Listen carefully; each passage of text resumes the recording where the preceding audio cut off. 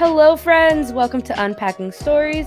I'm Mel. How have you been? I hope you're all doing amazing. I'm sending you all so much love and light, and I really hope your week is one of the best yet. Now, if you're following on the Instagram, I know last week I said follow the Instagram, and I realized, hey, why aren't you specific? Because people aren't going to know what Instagram account to follow.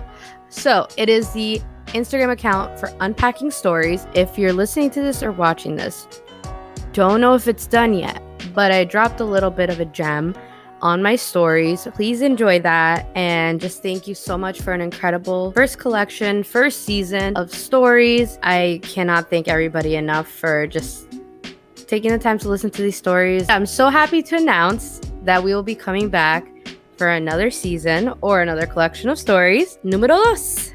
Keep an eye out for that. Not sure when, but hopefully very soon. So I'm very excited to introduce today's storyteller, who is Desiree Vazquez, a queen of many talents, actually. She takes us through her life from childhood, growing up in the Bronx, to venturing on her own in California, and the struggles and achievements of her becoming a producer, singer, and voice actress. Yeah, she's absolutely incredible.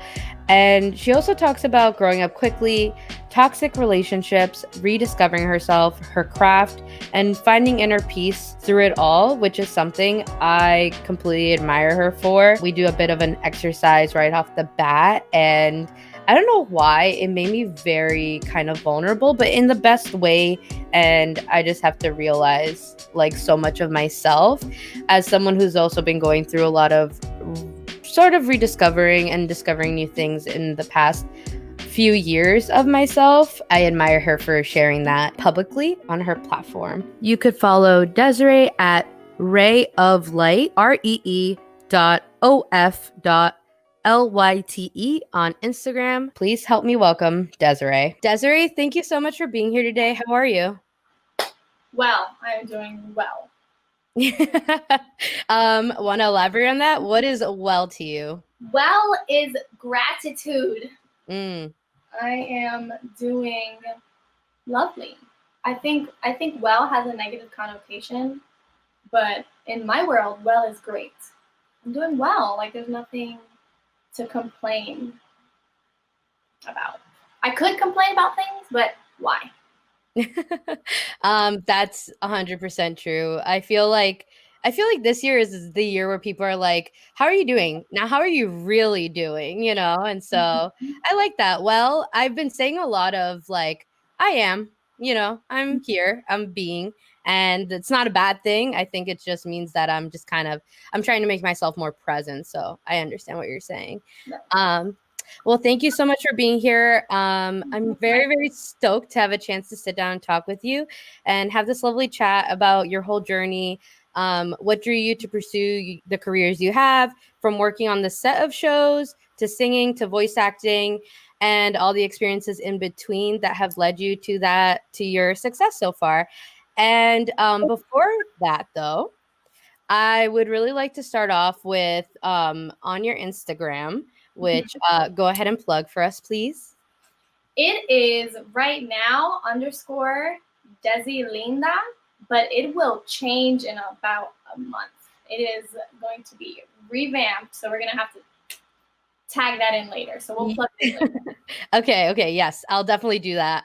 Because actually this won't come out for a few weeks, so some changes will be happening, and I'll make sure to update those. But you do these Freedom Fridays or these energy shift videos, Yeah. and to me, it's like such a nice energy boost. It's different than what a lot of people have, because I feel like you have such like a vulnerability, like a beautiful vulnerability of just being in your feels in that moment. And especially with 2020, where it feels like you can kind of be driving with like a flat tire, and the energy is sort of draining. I wanted to ask you, where do you come up with the ideas? Like, where did you start those videos? Where did you come up with it? And what made you actually post them? Yeah. So I think it's only fair that before we get into that, we do some grounding. Okay, I love that. Let's just put our hands on our heart and take 3 deep breaths and It helps to make a sound. It's just like releases something. One more. And then we'll do some affirmations. Just repeat after me. I love myself. I love myself. You got to look at yourself when you say this. I am enough. I am enough.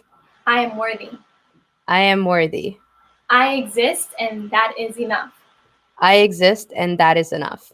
I am kindness. I am kindness. I am love. I am love. I am grateful for my life and my health. I am grateful for my life and my health. Hello. I share my gift I share my gift with others to heal, with others to heal, inspire, motivate, and comfort. Motivate, and comfort. I love you. I love you. Oh my God. I love everyone. I love you. Oh my gosh. So my face feels hot right now because I've never done that openly. So thank you, because I feel like that's a hurdle I kind of needed to go through. And so I really hope everyone else either watching this or listening to this also had a chance to do that, because I feel like we spend so much time telling everyone else we love them, but not ourselves. And so, yeah, thank you for that. Oh my God. I 100% am going to cry at some point. I don't know. I'm so happy that I popped your cherry right now. Like, let's get into it. Like, I feel like I'm so excited. Spiritual, but I'm also just like kinky, and I can't. They are finding a balance, so bear with me. But so Freedom Fridays, you know, I started that as a way to find consistency on my Instagram. How can I show up consistently on my Instagram for myself and for my audience? And cover videos felt like too much. And so I thought, what do I do every day that will benefit me and someone else? And it came from that space. And basically, I write in my journal every day. And I wake up and I say affirmations every day. And I'm saying every day, but there's some days I don't. But I am like, I've gotten to a place where it's like, I'm definitely forming a strong habit. But there are some mornings where it's just like, I gotta grab coffee, I gotta run. But I do truly align with morning routines. And I didn't know how to transmute that or translate that into a video. So I have an artist development coach, and we just sat down and brainstormed, and he was like, what's authentic to you? Like, I'm like, this is who I am in real life. Like, when I talk to people, I'm like, oh, I like, people tell me I make them uncomfortable because I stare too long into their eyes. And I'm like, how are we uncomfortable doing that? Like, that's beautiful to me. You know, like, that's where I feel like connection lives. Like, if we could be in person right now, Melissa, oh my God, I would be all up in your eyes. And I know you already know I've looked into your eyes before.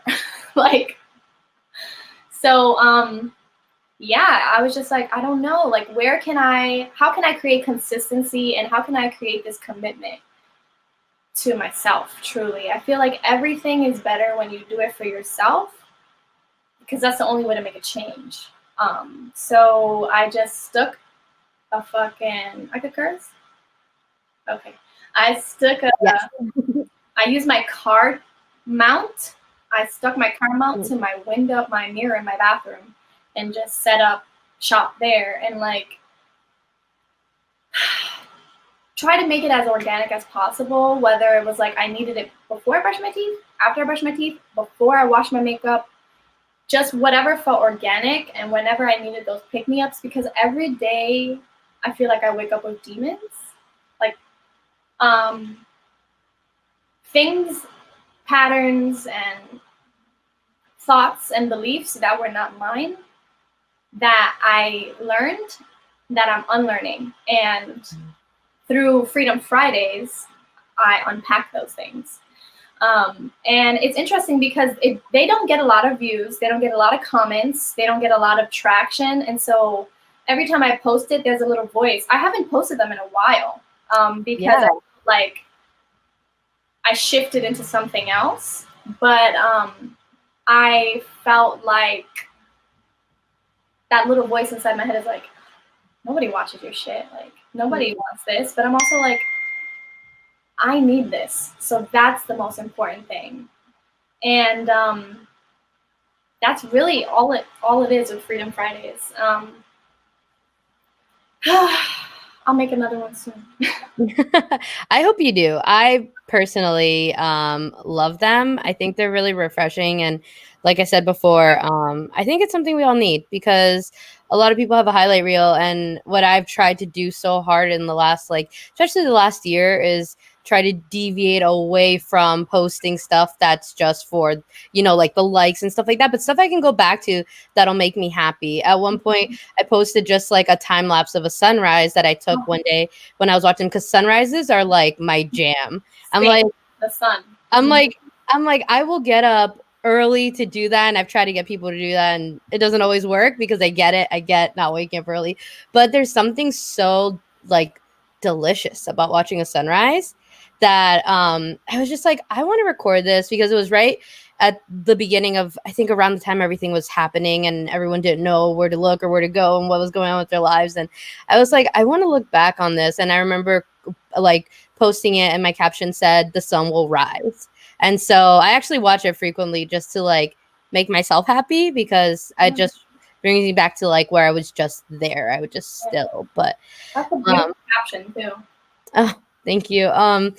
But yeah, so thank you for that. And I feel such good vibes going into this. And now I want to travel back. Let's take your journey all the way back to baby Desiree. Who were you? What was your childhood like? Where did you grow up? And any pivotal moments you can tell us about that you look back and you're like, dang, little baby Desiree, now this is me.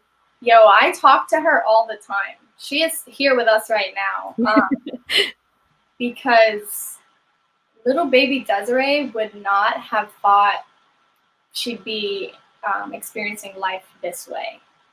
I feel like I've had a very deep shift in consciousness since then to now. But I'm from the Bronx, New York. Okay. I'm from the Bronx. I'm from the 6th line. I grew up in a private house. I grew up in a couple of private houses.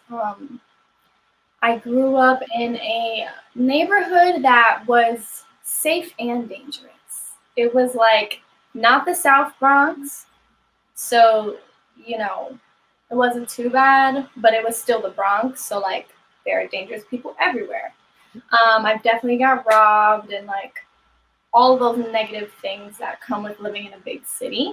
But I'm so grateful for those things because now I can travel to Germany by myself, which I did, and know what to look for and how to not get mugged and not to get assaulted, and just all of these street smarts that has allowed me to live the best adult life. My childhood, I'm Puerto Rican. I was like Bum Bum, but like that's Selena, and like, but like whatever. RP. And so I grew up in a very creative household, I would say. My mom is a singer as well. She was trained in opera, but she loves like arts and crafts and like creating and like making stuff. And my dad, he was an athlete, but he was a dancer. And so they both love music, but my dad is just also very stylish. So I just feel like it was a mishmash posh of creativity. Mm-hmm. And at a very young age, I think at like maybe 2 or 3, I started like singing sounds. And my mom was like, "Oh my God, I'm going to make you sing." And it was over. Like she just started training me. And so it's interesting because I always knew I could sing. I always knew I had a voice, but I never believed in my voice. I never believed in how I looked. I never believed in how I sounded, but I knew what I had worked. So there was always this big disconnect. So I feel like I went through 28 years up until this year feeling like I can't do it, you know? And now I feel like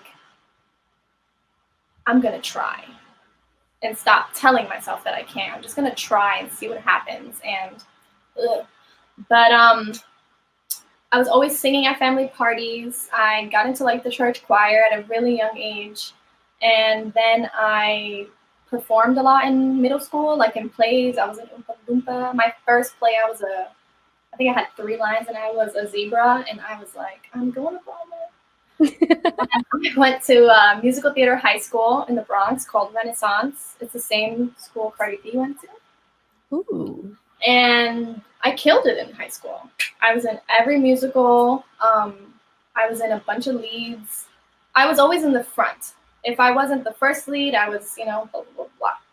And then I graduated, and I was like, that was around the crash of the market. So both my parents lost their jobs, and I was with my ex, and everything in my family lifestyle and like communication and in their relationship in our household just went so dark so quick.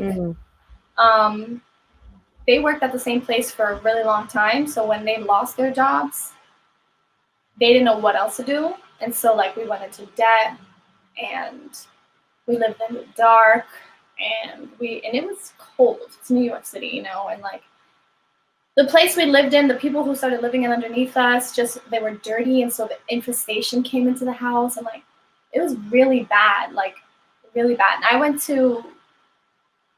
it just progressively got worse. It started off bad, and then it got terrible. And I was in a community college for 2 years. In that community college, I didn't know what the fuck I was doing. I'm like, okay, I'm not going to graduate and go to Broadway because they don't make money. And I feel like I grew up really fast. I'm like, I know I'm all over the place, sorry, but it was an open-ended, loaded question. I grew up fast. Like at like 9, I had to basically play the role of momming it up. Even though I had a mom, they just worked a lot. And my mom never really grew up, if that makes sense. I love her to death, but she's now growing up, and she's 60. And so when she had me, I guess she was in her 40s, she was big sis in me instead of mom in me. And I learned at a really young age how to do everything. So like I was taking my brother and I to school. I was doing the dishes, washing clothes, cooking, cleaning. I was also playing outside though. Like I was monitoring us playing outside, running the streets, doing crazy shit, truly. And still doing my homework though. I don't even know like how, but so by the time I got to graduate high school, I felt like I was young, and I had gone through a lot of things in my relationship with the guy I was with. Like it was very toxic. And so at a young age, I was experiencing things like women experienced, like infidelity and like scares of all sorts. And by the time it was time for me to choose a college, everyone around me was like, you good, you know what you're doing. But I really had no idea. And all I knew was that I had to make money and that I didn't want to be like everyone else around me with shitty jobs. And I knew that my parents could not give me what I wanted. And so maybe I could help them. So I immediately thought, what job can I make a lot of money with? Because yes, I have the singing voice, and yes, I'm a great actress, and yes, I can dance, but like, that's not good enough. I don't know how that's going to make me money. I don't know my self-worth. I don't even know how to open these doors. Let me go fucking be a dental hygienist. So I tried a bunch of different careers or like educational paths, but I still always did arts. It was like something and arts. Arts followed me. Like I could never let it go. Like that's where I lit up. That's where I felt alive. That's where I felt scared, but that's where I felt heard and seen. And I remember like working my ass off, like, because I went to school, but I had 2 jobs. At one point, I had 3 jobs. And then I decided to go to like an acting school in Long Island. And I would just remember feeling so like, what the fuck am I doing here? I saved like $3,000 and had to travel 2 hours to get to this school for Disney. And like, I just remember feeling like, this isn't for me. And I share that because I remember feeling so ashamed of who I was and how I didn't have a car or a parent there to help me or connections, or I didn't know how to speak like everyone else. Like I thought I sounded too something, you know, it was just too much. Because yeah, I'll get into that later. But I got to a point in my family life and in my relationship, I was like, I can't fucking do this anymore. Nobody's gonna save me. I don't know how to save myself. What is something I can do? I have nobody to turn to. I have nobody to help me. Like, I feel like my immediate family, outside of my mom, my dad, and my brother, they're just high-key hypocrites, and I love them, but like they are blind to their own bullshit. And I can't fuck with that shit. Like, don't tell me how to live my life when, you know, like, let's just operate out of love and not out of envy and judgment. That's the word, judgment. They're too judgmental. And so I was like, you know what? I was going to school. I was working. Nothing was working. And my best friend at the time, well, she's still my best friend, but at the time we were still going to college together. And she was like, yo, let's go away. And I was like, girl, get me the fuck out of here. Whatever I gotta do, like, I don't even know. Maybe I'll just go away and then, you know, regular college dreams, that will help me get a job. So I signed up to go to Plattsburgh. Never been to Plattsburgh, didn't do no research, and I just picked a degree that I knew I could get in with, which was communication disorder. Did not want to study that, just wanted to get in the door. I got in, she didn't get in, which was very weird. And so it just gradually got worse in my living situation, and I got the acceptance letter. I didn't tell anyone for like a month because I'm the glue in my family. Without me, empires crumble. Like, I'm the communication, I'm the glue, I'm the peacemaker, and I'm only 20, first of all. Like, what? So eventually it was like April now, and no, it wasn't. It was a month before the orientation, basically. And I told my mom and my dad, and I was hysterically crying. I'm like, I don't want to leave you guys, but I can't do this anymore.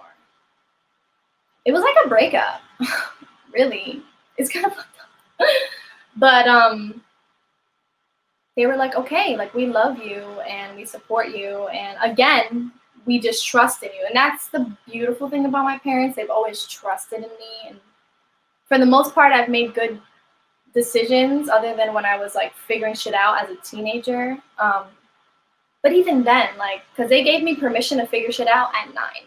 So by the time I was 15, it's like, you can't tell me anything now. I've been in the streets. At least I'm going to school, you know, at least this.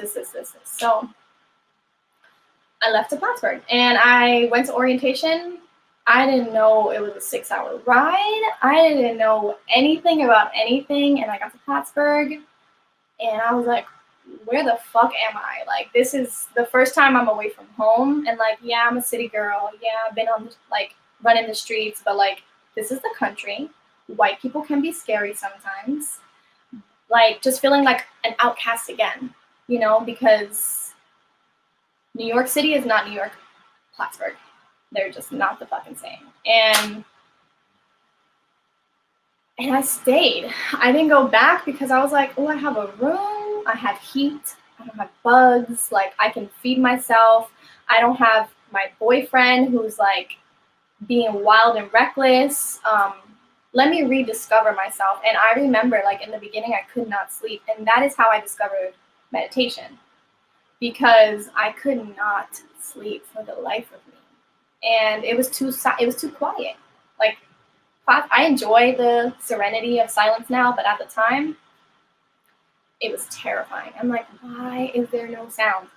Um, I just started researching ways to fall asleep, and so I started falling asleep to oceans, oceans, oceans, oceans, and then I started like discovering different apps, and they would talk to me to sleep guided meditations. And I even at that time meditating, I don't meditate the way I do now, as deeply and profound, and as reflective. At the time, I used it just like kind of as NyQuil, but it worked. So if you need to sleep, throw on a sleep meditation. And so Plattsburgh. Now we're at Plattsburgh. Can we back up for a second? There's a couple things I want to hit there because I feel like, and part of the reason I like doing this is because everyone has such different life journeys, right? And a lot of it starts with the home. And that really, like, what I hear a lot when, you start talking about your past is you're like, as a lot of people say, I haven't really thought about that. And then it like opens up these doors. Did you feel like when you went to college and you were trying to sort of figure yourself out, maybe develop this different person of what's been inside of you? Do you think that also in a way sort of, I don't know if grew up, but like, I guess that's the best way I can say it, like also your family life? Yeah. Because at that point, you being the glue and being the person who kind of like keeps it together also leaves, meaning now your family has to find a way to like, sort of do that same thing, but they're not going anywhere. They're still there. Do you feel like you guys both sort of grew up at the same time, even though you're at different generations and ages in life? I feel like kind of, because I truly don't think I truly think I shifted into this version that we're like hypothetically speaking of when I moved to LA.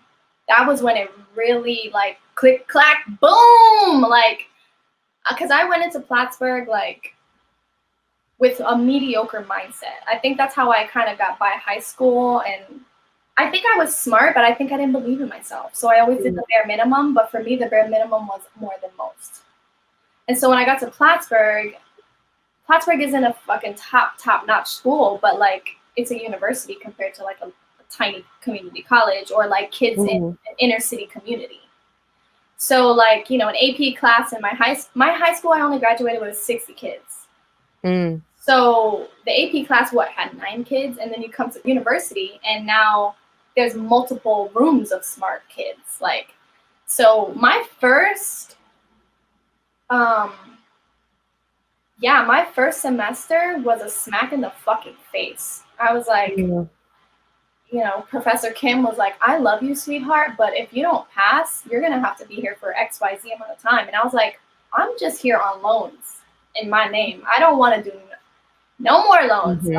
And so in Plattsburgh was the first time I began to believe in myself, because Professor Kim and Professor Christine Johnson, they were my angels, my rocks. They really were like, they were the parents for me they took the sentiment of parenting in an educational way. Because Kim was like, he gave me a pep talk, and Christine, she gave it to me straight. She's like, yo, like, just apply yourself. What would it look like if you really applied yourself? And I did that, and shit completely changed. I was a straight A student. My GPA went from like 2.4 to like 3.7 in like a short ass amount of time. I graduated with like whatever those things are called, cum la la la la la. Yeah. I was like, what do they even mean? I was like, who am I? I got a 99 on the fucking the final for, it was the final or the midterm for the media law class, the hardest. Oh my gosh, yeah. I got a 99. I was like, bitch. I know. And that's a class that like, so for everyone who doesn't do communications, that's what I studied as well. And that's how we met. you do these classes because you're like, what are going to be the skills that I can apply to, like, you know, being on a set or any type of like job where you want to be creative. And then they tell you have to take this law class, which is really good because you start learning about the laws, copyright, all that stuff. But it was like, I'm like, I don't know this part of my brain. You know? Exactly. We're communication students. We're not law students. Yeah. And they're like, learn all these laws. I'm like, oh fuck. But that was like game changing. And then like I got like a super high 90s whatever on my math. I don't even know what it was. Maybe it was not algebra. That's simple soup. Calc, maybe. Maybe it was calc. I don't even know. It feels like forever ago. But I failed that class, and then the next semester I came back with an A. And I was like, I thought I was dumb in math. I was just not present to my superpowers of like listening. Mm-hmm. And then taking it away and going to the goddamn library and believing that I could remember things and that I could learn things and that inside of me there's enough space for things to process and for things to retain and for me to then be able to share that information. I literally did not believe in myself in that fashion until I was 21, basically. Mm.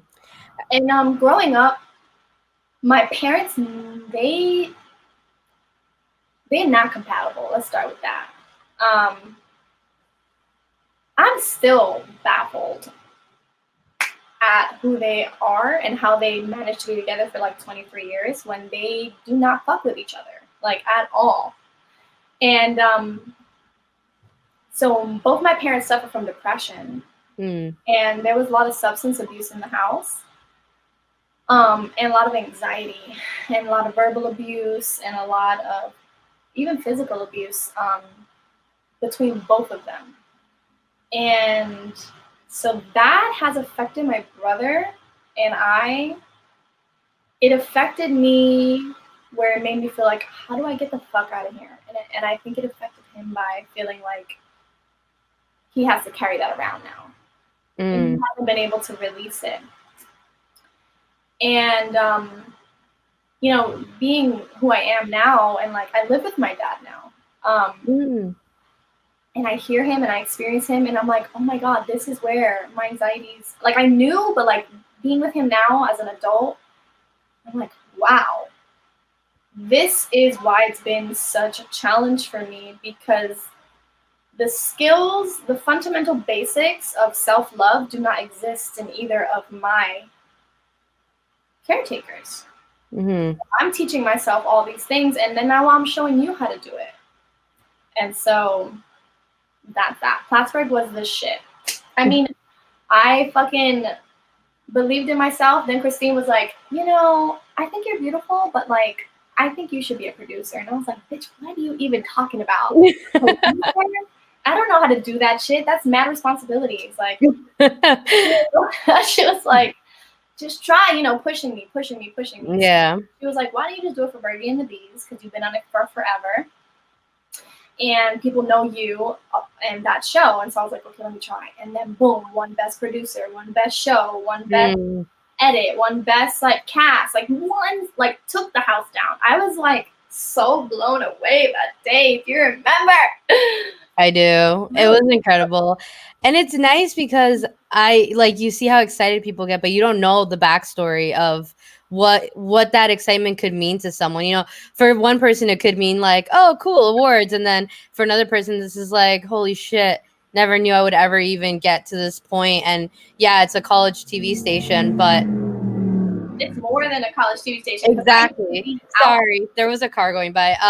Yes, it is way more than that. And I really love how you bring that into it and how you're very proud of that. That's incredible. I am so, because like it was broadcasted to over 30,000 homes. So I would be out in the little town, and yeah, it was mostly dudes, but a lot of people, guys, would come up to me and be like, you're on that show, right? And then after a while, I'd be like, I'm the producer of that show.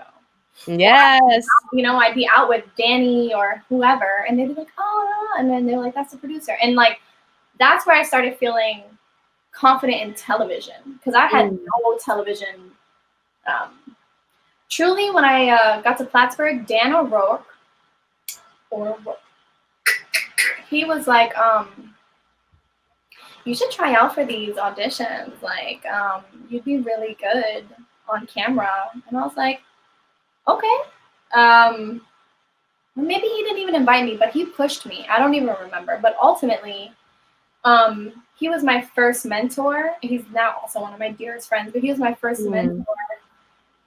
And I ended up changing my major to broadcast journalism that same semester because I loved being in front of the camera. And I was like, okay, if I'm in front of the camera, I'll just sing.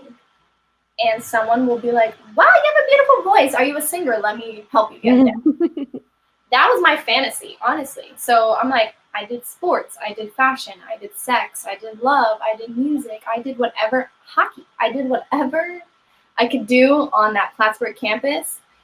And the music thing never came. That's okay. But, you know, when I graduated, I felt confident enough to work in a production company. So. And I will give it to a lot of the professors. If you're in college now listening to this, lean on your professors, especially the ones that have had that real life experience, because they, out of anybody, will understand what it's like to just, you don't know what's going to happen next. You know, you hear about all these stories, and trust me, a lot of them are true, about how you're working crazy hours and you're doing all this stuff. And like, but if you can find professors or just mentors that have actually been through it, it's makes a world of difference. And luckily I had a really positive experience as well, in terms of like Christine and, you know, a couple of our other professors that were very much really good at pushing students and would give it to them straight. Because you have to know what you're going to get yourself into after this, you know? And so what I remember is I saw something, I don't even remember, what was it, Facebook back then, but you just, from what I saw, you just got up and left to California after college. How was it? When did you come to that decision? And had you ever been there? Like, what, take us through that. So I moved to LA 5 years ago. In June, I made 5 years being here, which is half a decade. Ooh, I know, incredible. I was a senior spring semester thinking, how the fuck am I gonna get a job? Like, it's go time. Like, it's go time, because I would go back to the Bronx and live with my ex, and it was just not go time. It was bad still. It was what I left. Every time I went back, it was the same thing, which motivated me to create new. And by the time 3 years later, from when I got to Plattsburgh, the one thing I connected to most was, when I put myself in uncomfortable positions, I trust myself enough to flourish. Because I am not gonna fucking fail. You know, I'm gonna figure out what works for me, and what works for me will never be failure. As dramatic as that sounds, it was the truth. And so I was like, what? Okay, I need to push myself. I need to do something. I had no internship experience, and all these fucking jobs are like, you need an internship. And I'm like, fuck you. So just did the whole internship gamble, and got an internship, got 2 internship opportunities at the same time. And in that same week, my ex just was being ridiculous. And, you know, we're friends now. And so I don't have any bad feelings or blood towards him. But at the time, he was so selfish. Mm-hmm. And he would not, I was interviewing for a fucking opportunity, and he kept calling me while I'm in the interview. Oh, gosh. And he's like, why you don't answer the phone? What are you doing? Who are you with? I'm like, are you kidding me? I told you I was in an interview for an internship, and this is what you think I'm doing? Like, you don't even know me. For you to think that I would lie about something like this shows that you don't know me, and that you have a lot of shit that you are not dealing with. And so I got 2 opportunities shortly after that. One in New York, paid, for an event planner for like a very big company. And then a development intern for unpaid for a production company in Los Angeles. Mm-hmm. I'm like, okay, there's no money, there's money. I've never been, I know everything about, you know, one place like just the pros and cons. And I was like, then I kept thinking about when I went to Plattsburgh. And that was the first time in my life that I made such a deep change, and so much came from it. Friendships, clarity, growth, grades, all these things that, when you're in your young 20s were important to me, at least, because that doesn't matter. Everybody's path is different. And I hate when people are like, you need to be graduated by 21, because I graduated at 23, almost 24. My birthday is late. November is almost coming up. So I was like, fuck it. I'm going to just try to figure out this LA one, because I think I want to move to California. He and I had talked about it once or twice, but I was like, I had nowhere to go back to live. That was the first big thing. I'm like, if I work in New York, where am I going to stay? So I'm like, okay, I have no home in New York. I have no home in LA. And so I reached out to anyone who lived in LA that was connected to Plattsburgh. I got connected with an alumni. Also, the person that put my resume through to the production company, we were far associates. He was in another grade and friends with friends of friends. And so he put me in, and they accepted me. And I was like, yo, can we work something out? Can I sleep on your couch? I'll pay rent. And so he was like, yeah. And he worked there. So 2 weeks after I graduated, I accepted the position in April. Yeah, I accepted the position in April, and I graduated in May, and I moved to LA May 31st. And it just happened really fast. I was just like not thinking too much about it, because the more I thought about it, the more I would be afraid to leave. Mm-hmm.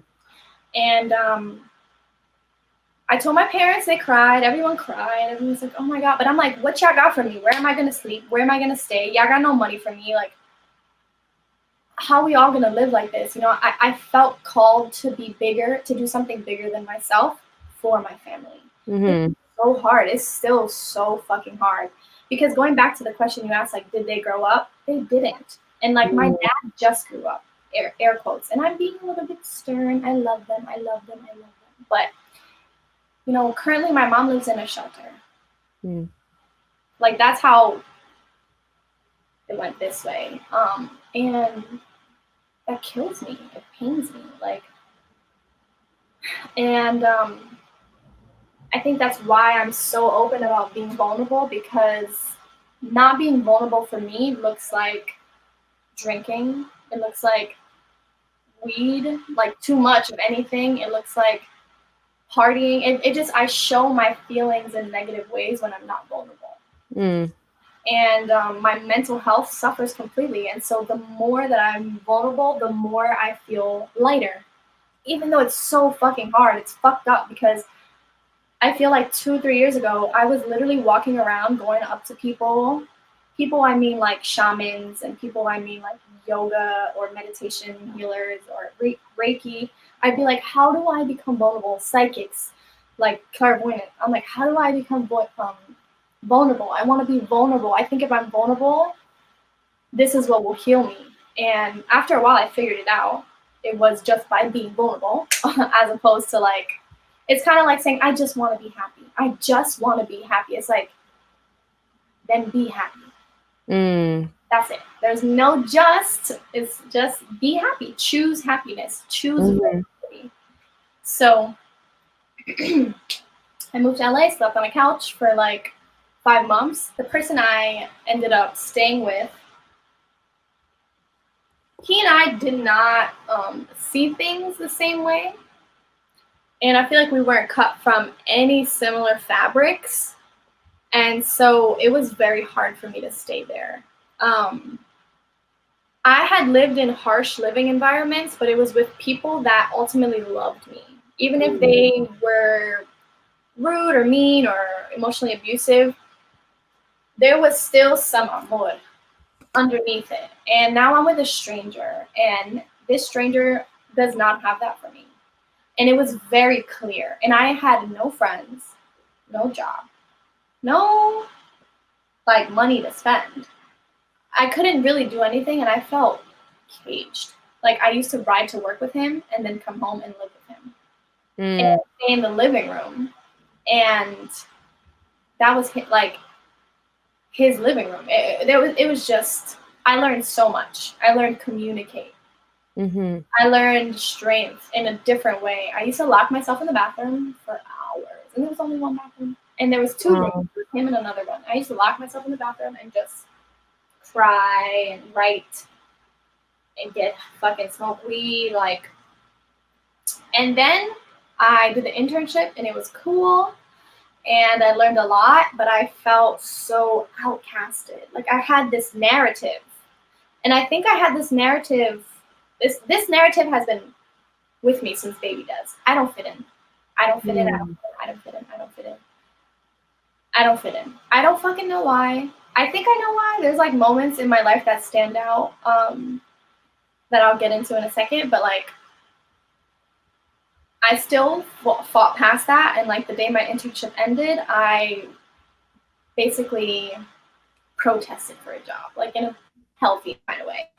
I didn't leave the office of the person who hired people until I was hired, basically. Like I remember coaching myself in the bathroom and going, "You're not leaving until you get a job, because you have no other fucking option, young lady. Where are you gonna go? Like this, you just planted your seeds here. Now grow. Force your way to the door. Be unreasonable." So I went in there and I just was there for forever, just like negotiating, like just really fighting for my spot in the company. So much so that he found space for me. He put me 2 days a week as a on-set PA for one show and 3 days a week as a post PA on another show. And so that was the start of my television career. And that was hard. Like, yeah, I learned stuff in school, but I didn't learn shit in school.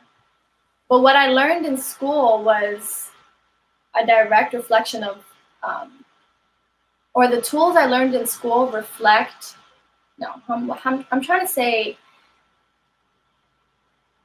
the knowledge that I learned in school helped me professionally within my personality. Okay. That's really powerful. You know what I mean? Mm-hmm. Because I learned Avid, but when I had to go on Avid as a post PA, I didn't know anything. What I learned on Avid was nothing compared to what they wanted me to do. So I was grateful that I knew how to open a project, and I knew a couple of buttons, but I really didn't know anything. I didn't know lingo. It was like a whole new language. It was a whole new world. And like, there was a lot of things that were not covered in school, how to dress, what to say. Like, I feel like the only thing I learned, maybe if I went into news production, yes. But I went into reality television and documentary style shooting, and that was a different beast. Yeah, I can imagine. So I was a PA for 5 months, and then I was a PA for 3 months, and then we go into the holiday season, and in the holiday season, I sing at the holiday party. I think everybody likes me. You know, I'm the entertainment. I'm also like a great employee, but I also don't take shit from nobody because that's how I was raised. And that all backfired on me. New year, you know, I find out that I am basically no longer, what's another way to say wanted? Like I'm not, like I can't work there anymore. Because of what they were saying, or did you is that when you got notified? Like, how did that happen? So I want to be very politically correct here. Mm-hmm.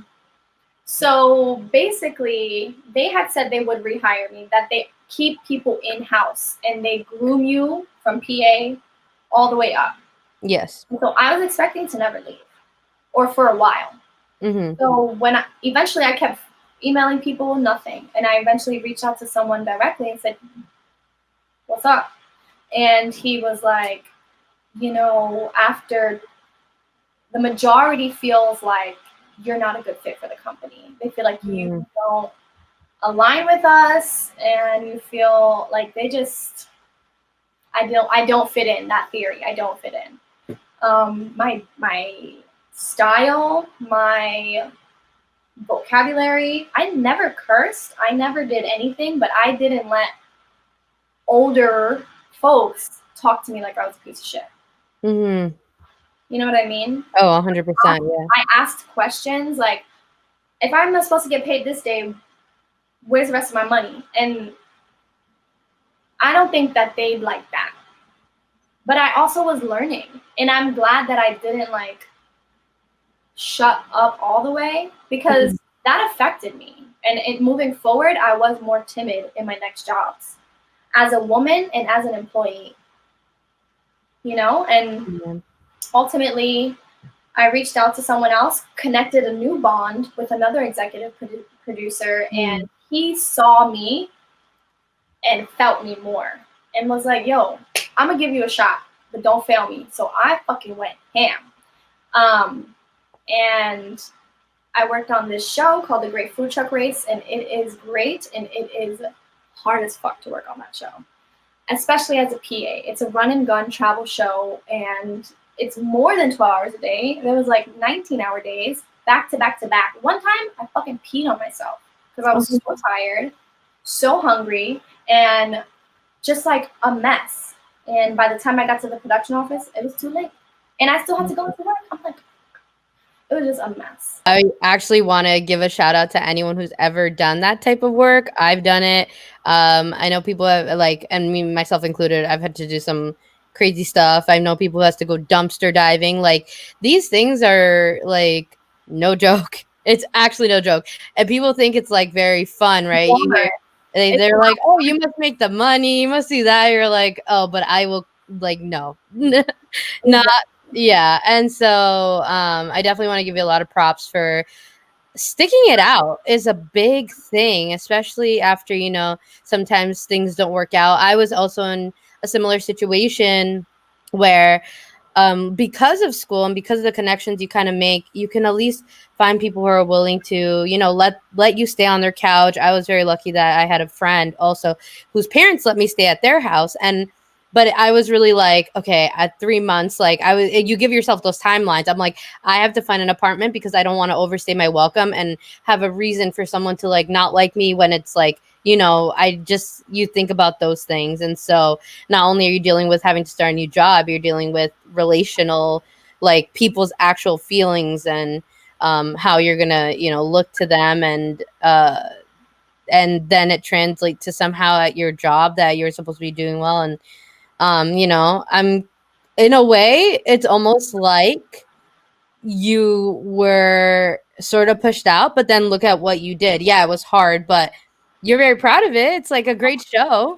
hell yeah. And so through that show, I went through a lot of stuff, like mentally, physically, like, and I didn't complain. I did not tell nobody because I was scared and because I wanted to look good and I wanted to continue to get work, and this was my chance. But I suffered on that show, like, yeah, creepy old men type of vibes, like luring me and trying to, you know, I don't want to fully get into it, but like just inappropriate behavior, and like verbal abuse and like a lot of shit. But I made it. And when I made it, I then talked about it. Going through that then taught me how to not go through that anymore and how to speak about it and like all that stuff, which I feel like anyone who's listening, find a way to speak about it. Even if it's after, bring it to the light. And while it's happening to you, however you can, have proof. Like, I recorded conversations and I saved text messages, because I didn't know what was going to happen to me. You know, I'm only 120 pounds. That's all I got to say. And like, there are people, like, I feel like I was just like, an easy target, especially like working so much for 6 weeks straight and working, 17-hour days and just exerting so much energy, I felt like there's no way I could be on my P's and Q's if I'm tired half of the time. So just watch your back and really know where you are and listen to your fucking heart. Healthy boundaries. Healthy boundaries are very important. So after that, I proved myself basically, and I got promoted to associate producer within. So I was an intern for 3 months, and I was a PA for 5 months For the food truck show? for another show. Oh, okay, cool. Well, yeah, for the food truck show in post. Okay. From a PA and maybe an AP into post. And that was the start of my AP position, which was glamorous and disastrous, but was really cool. I worked on so many great shows. I learned so much. And I always knew that I didn't want to climb all the way up in the realms that I was in because it wasn't where my heart lied. And it was like, people are just not very happy. If you truly were to interview all those people, I think some of them are, but I think most of them aren't. And like a lot of them are smokers, like cigarettes. A lot of them are not in shape and unhealthy and single. I want a family. I want children. I want health. I want creativity. I want a life. And so I was offered a producer position a lot, and I never took it because I would go to work from 9:30 to 7:30, and then I would go to singing classes. Then I would go to acting classes. I would do things after work. And I knew if I jumped up, yeah, I would make more money, but I would not be able to do any of the things that lit me up. So I did that, and I just kept thinking to myself, what am I going to do? What am I going to do? How am I going to get the fuck out of here? Like, what am I going to do? And I had never had an idea. I still don't kind of know, but I'm in it this time. And so at a certain point, I was like, I'm going to explore voiceover acting.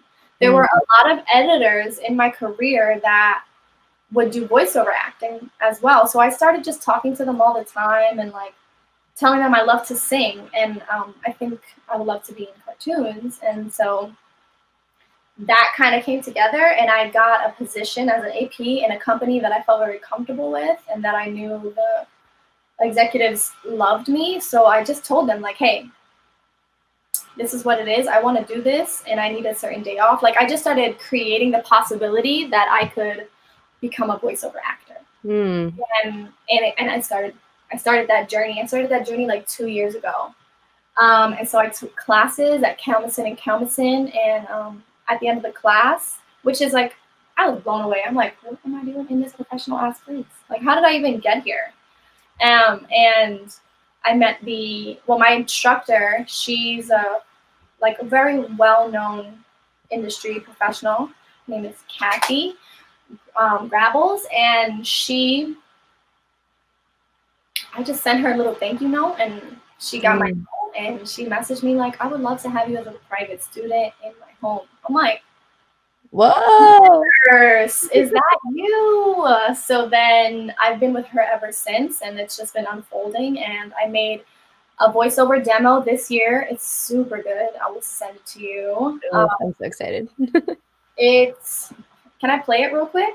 Yes, I would love that. Also, you're like, door opening? Yeah, sure. Let me walk right in. Like take off my coat, yeah, right? That's awesome. I was in there. You don't even know. That's awesome. Oh my gosh, that's incredible. And yes, please, if you whatever you can play. So this is original. This is like what you're working on. Yep.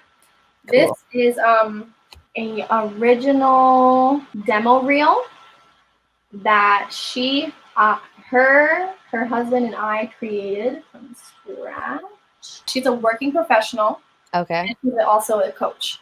Oh, cool. Okay. I would recommend her to everyone and anyone. She's great. And so here we go. Disney World is not just for kids, it's for the kid inside you. And now there's Disney World After Dark, where a grown-up can still wear mouse ears and be among friends. Curly hair out of control, we feel your pain. Dyson has the answer. Fast drying without the extreme heat. So your time is short at lunch. Yeah, we know. So head over to Big Tony's Pizza for a slice. Best in the city. I'm not lying. There's only one app that brings together singers, songwriters, and producers to make music like you've never heard before. Voicey. Need a 3-day getaway? Myrtle Beach is just an hour and a half away from New York. Sun, sand, serene. Where else can I find some awesome socks, a frying pan for frying veggies, of course, and a scented candle that will cover the frying smell? TJ Maxx. I love that. That's so awesome. And I love that you have a very versatile voice. Do you feel like you sort of discovered the other, I guess, underlying superpowers of your voice when you started working with her? Since Yeah. what you were doing is just singing mostly? Definitely. Because in college, you're reporting live with Desiree Vazquez. We are here live and wherever the fuck we are. Yeah.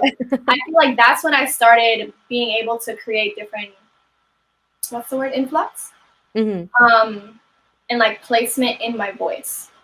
And so with her, she started showing me where and when to use them and for what characters and what roles. And so that is a commercial demo. So that's me using my regular voice with different sentiments. So maybe it's my more caring voice. You know, I'm here for you. So. Or maybe it's my New York City turn the fuck up voice. What's up? Or maybe it's just my super excited Disneyland. And ultimately, I want to work on an animation voice, animation demo where it's like, I have some characters, like you can see them on my Instagram, where it's like, this one is called, I forgot what this one's name, I don't remember anymore, but. Was that the bunny? Yes. Oh my gosh. I keep saying, I don't know why, ever since I was a little girl, I was always like, I want to be the Latina princess for Disney.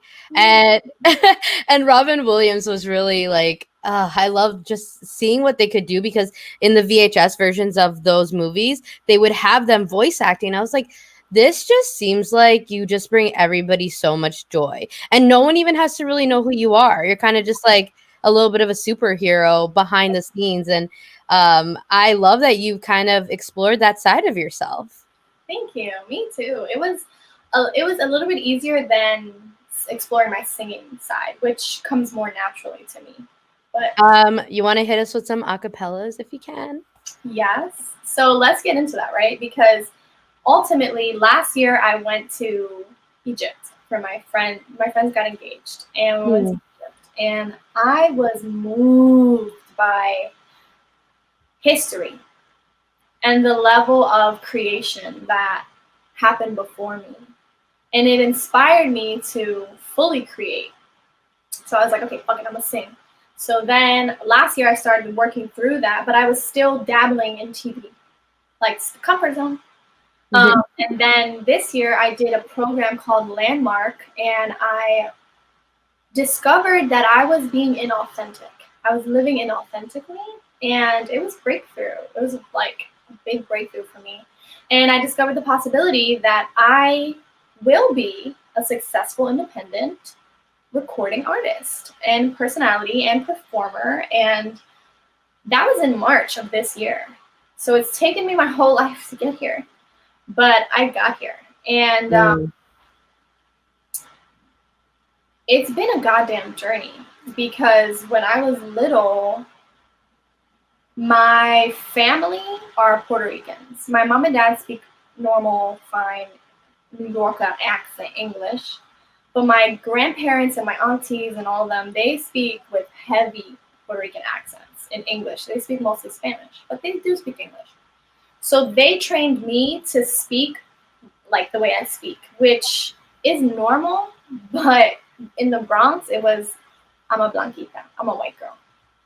And so when I sang, my mother trained me with an opera tone, and then I went to high school and they taught me musical theater. So then when I sang the songs I wanted to sing, I sounded too clean, I guess. I'm like singing Mary J. Blige, right? I'm like 13 years old singing Mary J. Blige at like a teen bash, and I'm like, time on my head since you've been away, boy. I ain't got no plans, no, no, no, no. And an older girl comes up to me and snatches the mic from my hand, and she's like, "Let me show you how someone with soul actually sings this song." Mm. And so, traumatic things like that happen to me as a singer, like with my own people of color. You know, just always being identified as someone who's not a person of color because I'm fair, more fair than the next person, and because I sound the way I sound, which is whatever, how I sound. Mm-hmm. So I always felt like I didn't know what kind of music to make, like all of this stuff. And now I'm finally shedding that. And that's why my Instagram is under construction right now for my rebirth of who I am as an artist, which my name as an artist is Reé. I'm shedding Desi and I'm stepping into Reé. And she is the Reé of Lyte that lives inside of me. I love that. Oh, it feels so good to say that, you know, like she is me. She is everything I'm working to be. She is the thing that pulls me up when I'm feeling down. And I'm very grateful. It's still a fucking journey. I'm still discovering my sound, but there are things that I do know about myself that I will live in. You know, like the style of music I want to live in. I know there are parts of it that I want to explore. So I can sing a little snippet of an acapella of something I'm writing now. Yes, go for it. I would love that. Okay.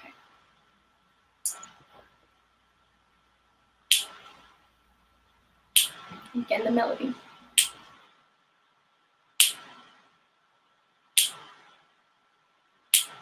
One, two, three. I'm thinking about how to relate to the people, how to relate. I'm thinking about how can I say I'm amazing, yet I doubt in my own faith. I'm saying, how can I let myself let you in? Tell me, where do I start or how do I begin? How can I let myself love you back when I don't like strings attached? Yeah, I'm free falling. I'm free falling. Don't count me out, 'cause I'm free falling. Yeah, I've been falling and I'm free falling. Yeah, I'm free falling. Don't count me out, 'cause I'm not around. I'm free falling. Yeah, yeah. Woo! That slaps. I love it. Oh my gosh. I cannot wait for you to come out. And I just remember this. I was listening to you posted like a behind the scenes on your Instagram of something original. I don't know if it was this exact. Is it this one or was it a different one? It's another one. It goes okay. Yeah. That one gave me so much like romantic vacation vibes, like worry free, soothing, but like with a romance. And I love that. And I was just like, I love that your name is Reé because I feel like that sunshine. When you were saying that, that reminded me of listening to that like behind the scenes that you made. Yeah. But this slaps, girl. Oh my God, I can't wait. Thank you. So much. I'm excited. I'm developing it. I need to find a guitarist, but I have everything else so that I can make it a releasable track. I'm there. And like so much shit goes into being an independent artist. And it's like we can do anything we believe as long as we just are patient. Yes. Patient with learning. You know, like I'm so proud of you for having this fucking podcast. Like super cool and like keep it going. Like we're gonna be at the top together. Oh my gosh. Oh, thank you. I just want to ask you a few more questions. I know we're like I want to not eat up all your time, but what inspires your songs, your lyrics, your music? Where do you get the inspiration from? I get the inspiration from life. super broad, but seriously, I write when I'm in pain, and Mm. I write from other people's pain. So sometimes my friends come to me and they tell me about stuff, and I just straight up ask them, like, can I write about this? Is that okay with you? Mm. I want to let you know that I'm inspired by your pain. Writing for me is how I feel. It allows me to feel that vulnerability that I desire to feel when I'm operating. Because sometimes I feel like I operate like a representative, which is something I'm shedding. Like, be more authentic, be more raw. And I think I am raw, but sometimes when I'm scared, I get prim and proper, and people think I have everything together, and I fucking don't, like, at all. And Yeah, so, me too. I get it from life. Like, I love traveling and speaking to people and looking at nature, because nature inspires me and people inspire me. And all of the pain and darkness that I carry, it truly inspires me. Like, I wrote that song going through like a mini breakup. Mm. Like, just feeling like, how can I fucking, like, the first line is, how can I relate to the people? Like, how can you see me and how can I see you? Because I'm like, basically, when I decided to pursue my artist career, I jumped off a building, and I'm just still in the sky falling. I Mm. haven't landed anywhere yet, but I know I will land on something soft. And I cannot wait for you to do that.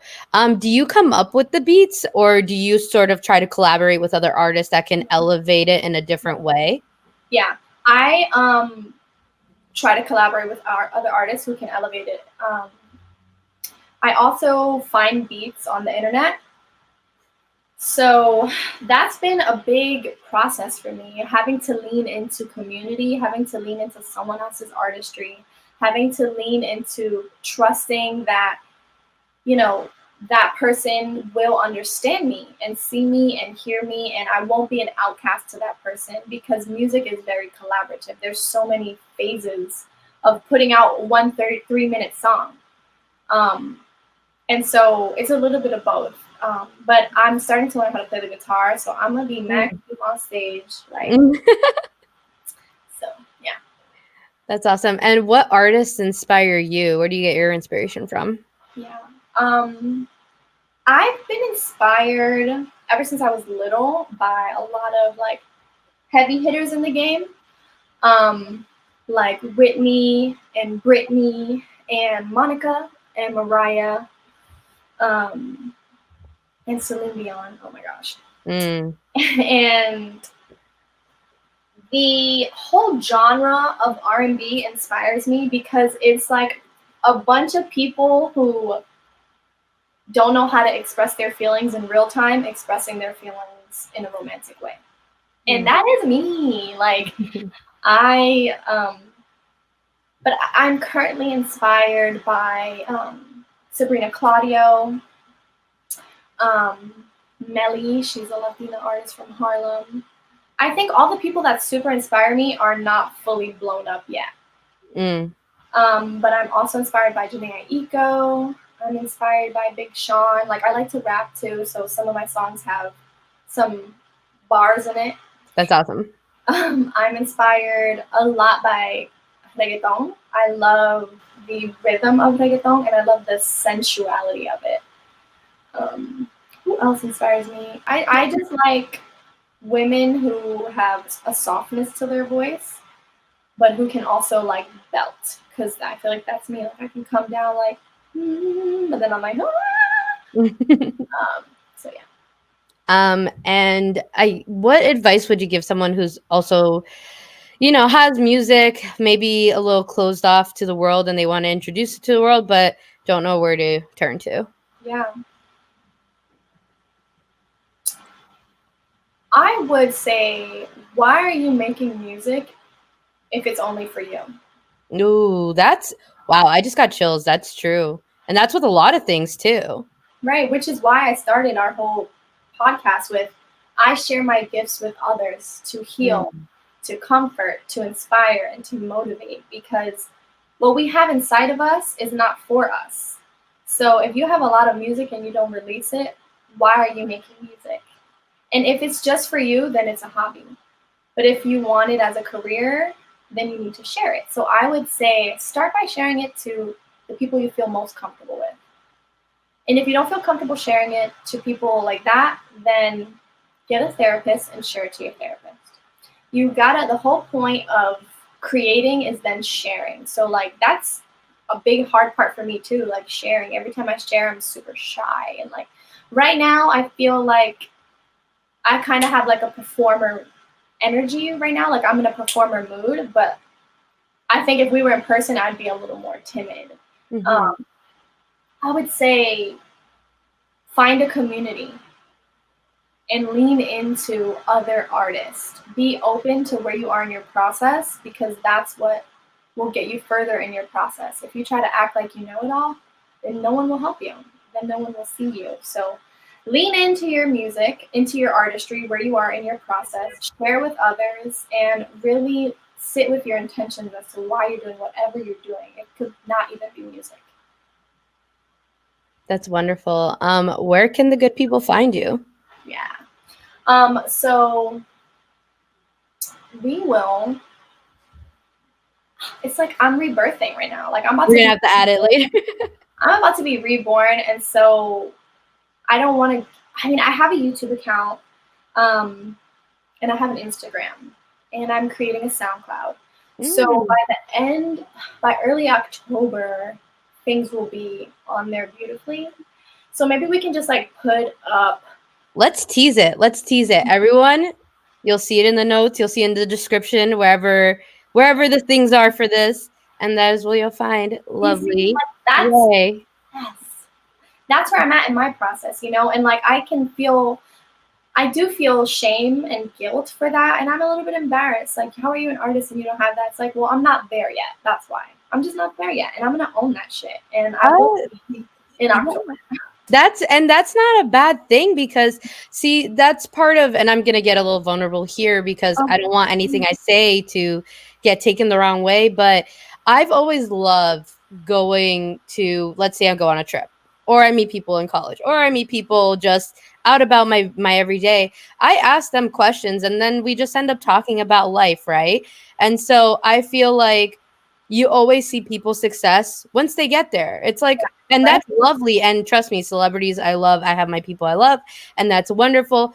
But I wanted to create a space where you can have people that are just like, hey, they're under construction. Actually, you posted something the other day about that too. And and everyone's successful in their own way. Even when you don't feel it, you are. Right. And so that's why I wanted to do this because, I listen to all these things and they have all these like people and I feel like they're out of my reach. And I'm like, but I know so many successful people that are much more relatable. I bet you can relate to way more people in the fact that you're under construction and everything's not like picture perfect, like your T's and your I's are not crossed and dotted, but that's okay. And so I'm kind of glad you said that because it kind of opened me up to say that like I love doing this with people who are going through construction. Construction, that's going to be like the name of this episode, under construction. Yeah, I love that, and I think I will forever be under construction. Like I'm committed to being a student of life. You know what I mean? Yep. Because I find freedom in shedding. I love that word, obviously, and like shedding a part of me that I no longer need. And if I'm not open to growing and learning, then I'll never be leaving that part behind. So thank you. I also want to say my armpits are super itchy because I'm nervous, and so I keep like, touching them. But that's what that is. I get nervous and my armpits itch. Oh, it's okay. It took me a while to like, I always would scratch my face or like, do like this and like you just adjust. And you're so much more mindful when you're like on cam that you're like, I feel like if I move, it's going to look so weird. But right. It's so normal. And so, yeah, that's funny though. But yeah. Oh my gosh, this has been so good. Is there anything else you want to add? Yeah.